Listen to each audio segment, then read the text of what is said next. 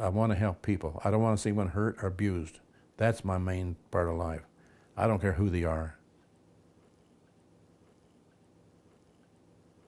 That depression, that POW camp, they've taught me a lot. That put things in my mind and heart to help others. That's the way I feel. Well, I was in the movie theater at Pearl Harbor and it bombed. And I came back down the street where we all got together, men, kids talk baseball and such. They told me Pearl Harbor had been bombed, and I said I never knew or heard of it. And so I found out where it's located, but I thought maybe I'll enlist in the Navy the next day. My mother talked me out of it because she wasn't in good health.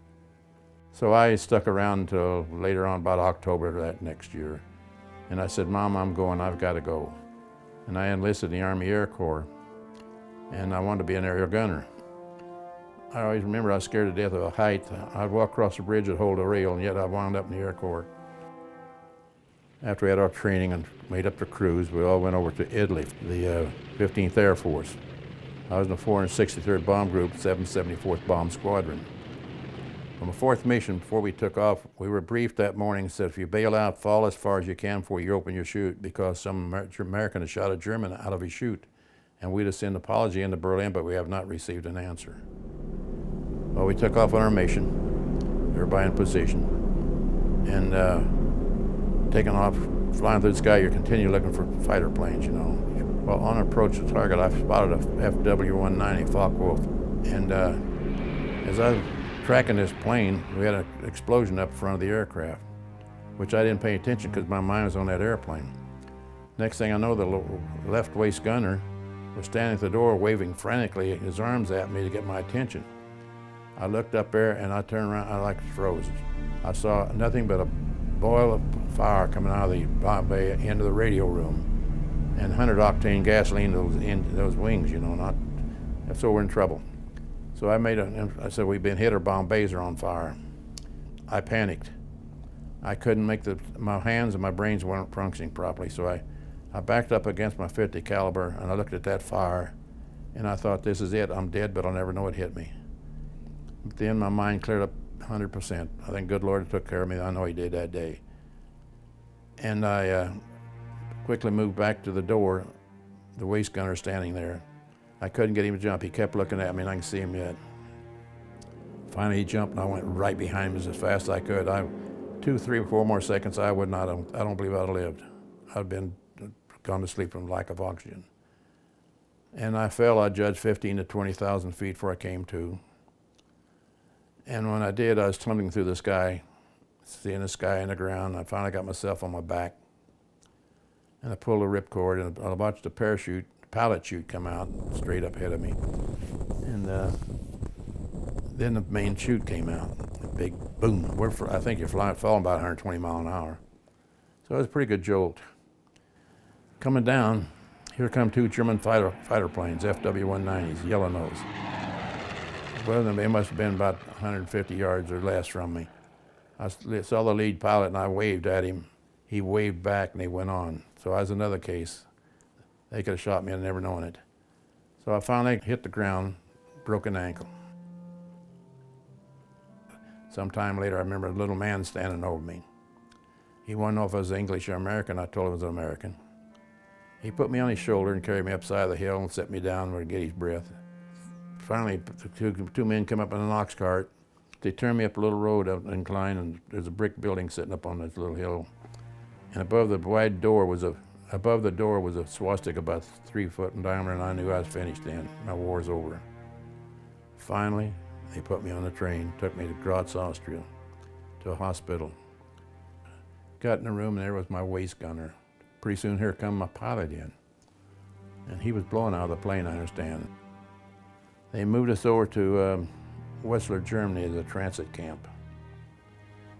I was there about, maybe a couple of weeks. And they scheduled me to go to Stalag Luft 4 in Poland.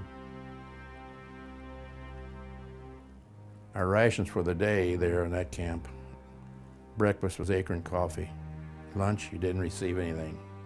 Eating meal was a water bucket filled with 2/3 small boiled potatoes. That was daily ration. By the way, when they took us to Stalag 4, they gave us a cardboard suitcase, a Red Cross, with some items in it, like toothbrush, such as that. And they gave me a little Gideon Testament, which I was glad to receive from later on. Became a Christian in prison camp with that. I still have that little Gideon Testament, had it rebound. It's a Gideon Testament. I belong to Gideon's now organization, which is a great organization. We send Bibles all over the world. But I still have it. It's been marked up, it's been rebound, and I take it with me when I go to speak to kids in schools and such as that. Well, we were there several months, and the Russians, you could hear the guns off in the distance. They got closer. Finally, they said we had to break camp. Put on a boxcar called 40 and 8, 40 men and 8 mules. 52 of us in that boxcar, we couldn't move. We were completely tight. We were on that boxcar for 8 nights and 7 days. That train trip was the worst part of the whole thing for me. We had no food, no water. We were screaming for water, water, water, water. 150 miles we had to go for 8 nights and 7 days. We never got but one time to relieve ourselves. And it was snow, deep, terrible, terrible time.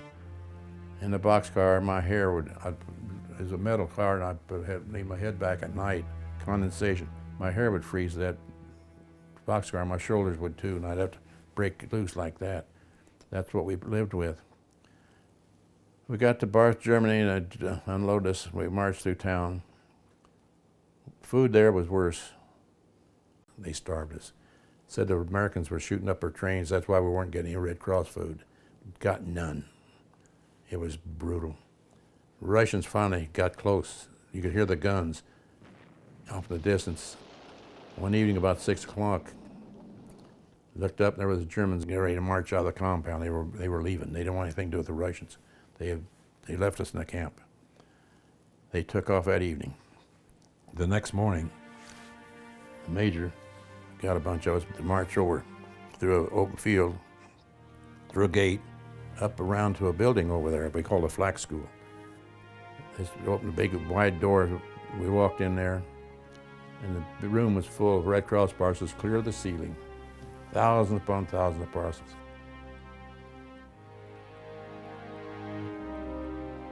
We wound up over in Reims, France. By the way, I was POW 13 months and a week. They shipped us out by ship. I came to Boston, I believe. Stayed there a few days. Shipped by train Fort Leavenworth. Stayed there a couple days. They released us. I caught a bus, came home, walked up to the door, knocked on my mom's door. She opened the door and there I stood. We just stared at each other, didn't say a word. All that was going in my mind, I made it. I got home.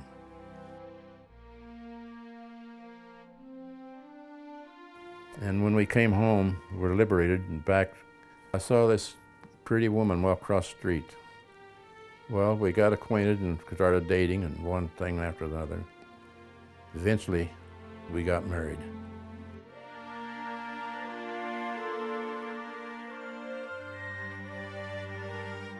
My wife was a hairstylist.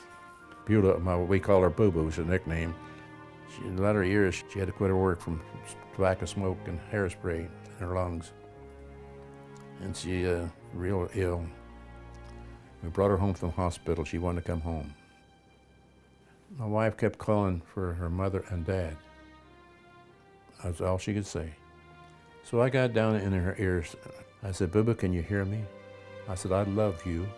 She turned around, looked me square in the eye, quit calling her mother and dad, and here's what she says. I loved you from the very beginning. And went back calling her mom and dad. She passed on that night. We were married 57 years.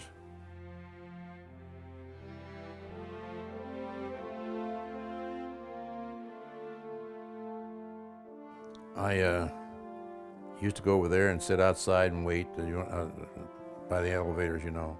I didn't know any of those people in there. And one of the fellows come by as a volunteer, and he was real nice. We got talking, we got cutting up, and we became good friends. One day he says, come on in here and have a cup of coffee. Well, I went in there and I got a coffee and I sat with the fellas and got acquainted. They've been a blessing to me. I enjoy going down there just to be with them. I go every Tuesday where we have a POW meeting at 10 to 11, but I'm down there around 7 to meet the traffic. I always bring them donuts to eat, and they appreciate that. And they always thank me, and I said, I'll get more out of it than you do.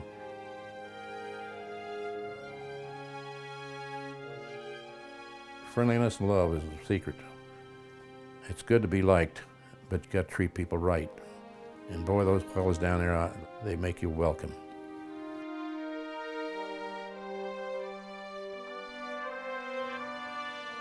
Freedom, freedom. It's not free. I said it began back in Washington's time in this country, and it's still going. If we want freedom, we have to fight for it. If you're not free, you're not living.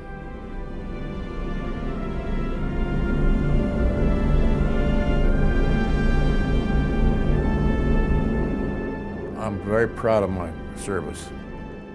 When they had this last Desert Storm, I tried to get over it. They said, no, you're too old.